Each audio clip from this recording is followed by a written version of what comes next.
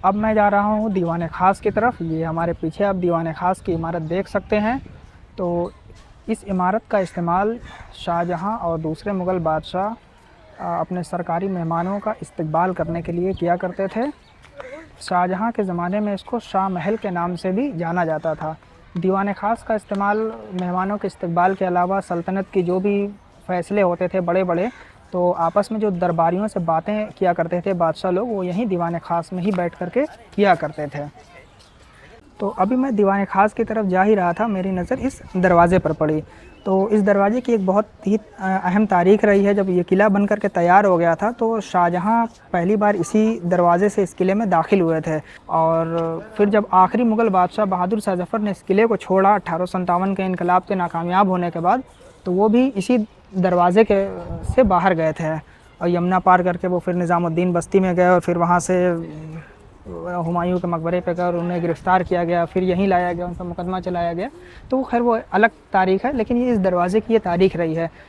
तो शाहजहाँ इसी से अंदर आए और फिर बहादुर शाह ज़फ़र आखिर में किला छोड़ते वक्त उसी से बाहर गए थे। तो अभी हम पहुंच गए हैं एकदम दीवान ख़ास के करीब, और ये अपने दौर की हिंदुस्तान की सबसे खूबसूरत इमारत हुआ करती थी। आज तो खैर इसकी चमक फीकी पड़ चुकी है, लेकिन कहीं ना कहीं अभी आप देखिए, ये इसकी नक्काशी देखिए आप, क्या ही खूबसूरत नक्काशी है। दीवान ख़ास में की गई नक्काशी अपने आप में बहुत ही यूनिक और बहुत ही ख़ास है। अगर आप इसकी छत को देखें तो ये अब लकड़ी की छत है, लेकिन ये किसी ज़माने में बेशकीमती हीरे और जवाहरातों से ये छत सजी हुआ करती थी। जो नादिर शाह के हमले में कुछ चीज़ें ख़त्म हो गई और कुछ ग़ुलाम कादिर जो एक रोहिला सरदार था उसके हमले में कुछ ख़त्म हुई, और फिर बाकी जो बची कुची कसर थी वो अंग्रेज़ों ने निकाल दी। तो इसमें दीवारों में भी बहुत सारे हीरे जवाहरात जड़े होते थे, और ख़ास तौर से छत इसकी बहुत ही फेमस थी कि मतलब इसमें हीरे और जवाहरात, कई तरीके के बेशकीमती हीरे जवाहरात जड़े हुआ करते थे। आज भी कहीं ना कहीं इसकी अज़मत जब फीकी पड़ चुकी है, तब भी अगर आप देखेंगे तो ये काफ़ी खूबसूरत लग रहा है अभी भी। तो ये दीवान ख़ास के बीच में से अगर आप देखेंगे यहाँ पे, तो एक नहर बहा करती थी जिसका नाम था नहर बहिश्त, जिसका मतलब होता है जन्नत की नहर। तो ये इसको ठंडा रखती थी, और ये नहर जो है कई सारी इमारतों में यहाँ पे अगर आप देखेंगे तो यहाँ से निकल करके वो रंग महल की तरफ भी चली जाती थी, और वो इमारतों को ठंडा रखने का काम करती थी। उसके पानी में जो है गुलाब की पंखुड़ियाँ होती थीं, और भी कई तरीके की खुशबू वाले चीज़ डाले जाते थे, केवड़ा डाला जाता था, जो कि एक अलग ही एहसास पैदा करती थी यहाँ बैठे हुए लोगों के दिलों में।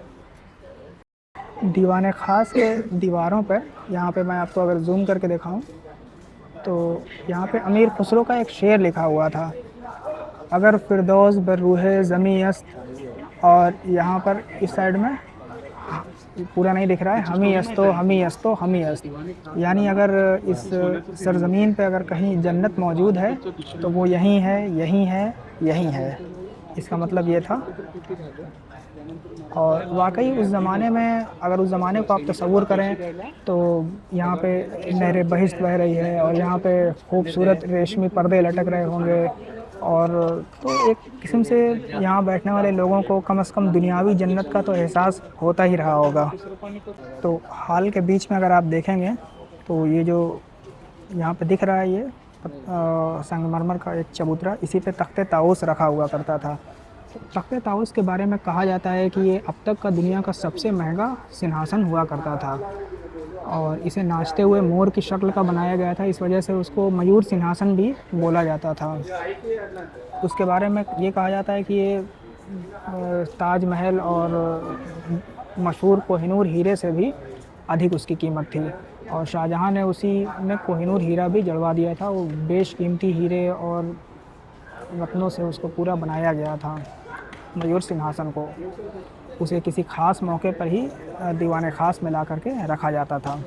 तो यहाँ पे मैं आपको थोड़ी सी जानकारी तख्ते ताऊस के बारे में भी देना चाहूँगा। उसका वज़न जो था तख्ते ताऊस का 31 मन 20 सेर था, और उस समय का मन आज के हिसाब से 14 सेर के बराबर होता है। उसे कई हज़ार कारीगरों ने 7 साल की कड़ी मेहनत से मिलकर के तैयार किया था, और उस ज़माने में उसकी जो लागत थी 2 करोड़ 14 लाख 50 हज़ार रुपये हुआ करते थे। 1857 के इनकलाब के बाद इसके पूरे इंटीरियर को लूट लिया गया। आज की तारीख में अगर आप देखेंगे तो बस एक तरह से उसकी खोल बाकी रह गई है अब, और जो भी इसकी बेशकीमती नायाब चीज़ें हुआ करती थीं वो आज की तारीख में यहाँ पे मौजूद नहीं है। बस उसकी कुछ निशानात अब बाकी रह गए हैं जो हमारे और आपके सामने अब मौजूद हैं। तो ये था हमारा दीवाने ख़ास का एक छोटा सा व्लॉग। उम्मीद है आपको पसंद आया होगा। और रेड फोर्ट के जितने भी मॉन्यूमेंट्स हैं ज़्यादातर की हमने व्लॉग बनाने की ट्राई किया है, तो आप हमारी दूसरी वीडियो भी ज़रूर देखिएगा। और अगर आपको वीडियो पसंद आए तो आप अपने दोस्तों में, फैमिली में वीडियोज़ को शेयर भी करें। और तब तक के लिए दीजिए मुझे इजाज़त। बहुत बहुत शुक्रिया।